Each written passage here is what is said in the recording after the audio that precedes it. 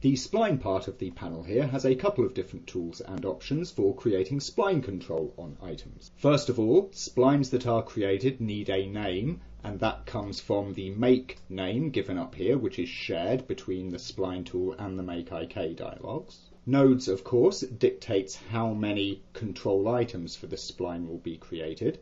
The parent option will parent the spline unit, as it were, to the parent of the item or items that are being spline controlled, if such a parent exists. And then we have the two creation tools here, make spline on selected and make spline from path. Make spline on selected does pretty much exactly what its name suggests, so I'm going to give a name here of cam spline. Select my camera, I'll use, let's say, 4 nodes, and make spline on selected. We can see that 4 spline nodes have been created here. There we go. And my camera has been faithfully attached to that spline, with, of course, its motion options being set from the channel selectors up here. Let's try a slightly different setting. Here I have a chain of bones which are already curled into a shape, and I want to create a spline control for them. I would select all of the items that I want to be affected by the spline control, which in this case is the whole hierarchy. And let's say that in this case I don't want their bank orientations to be affected by the spline. And let us furthermore suppose that I want 6 nodes with the parent option on. I'm going to call this the bone spline there, and I will make spline on selected. There we see, this spline is created, attempting as best it can to fit the existing shape of the chain on which it is created, and the chain of bones is now under the control of the spline, though of course, as you can see, not on the bank here.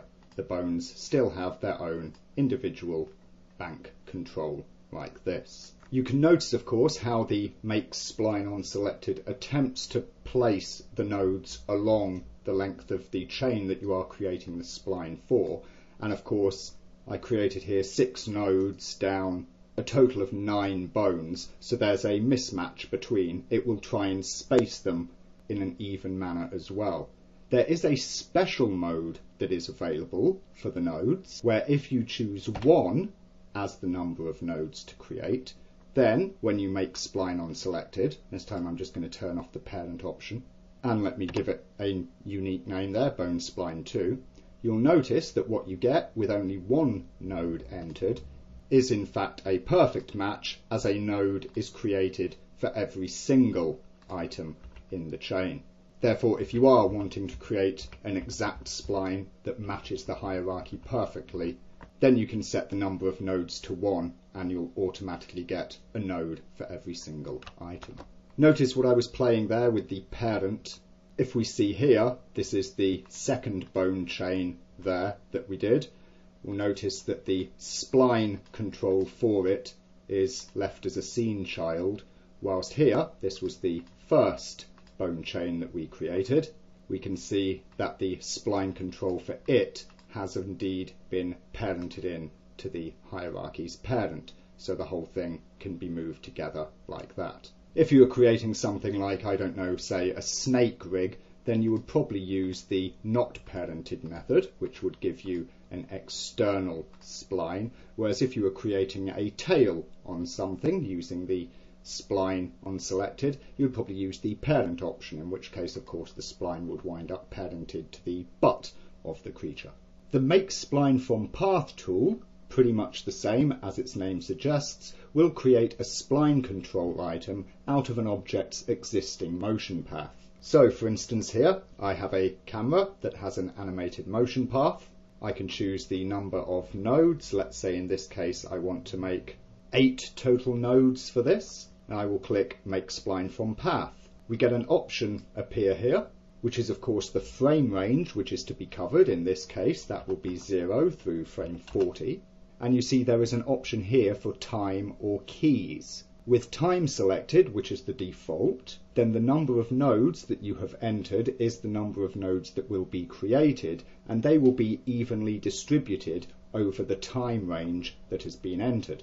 So if we click OK, then what we wind up with is indeed a spline created, attempting, of course, to match the motion path that was there, and our item is now no longer on its regular motion path, but is rather stuck to the spline item there, as we can see. The other option for using this tool is, of course, the keys option.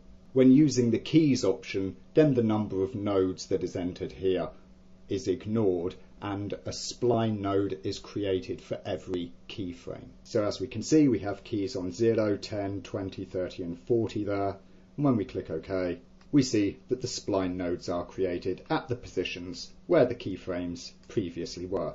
And once again, our item is ready to go, travelling along that spline path there. So there we have the make spline options that are available here on the rigging toolbox.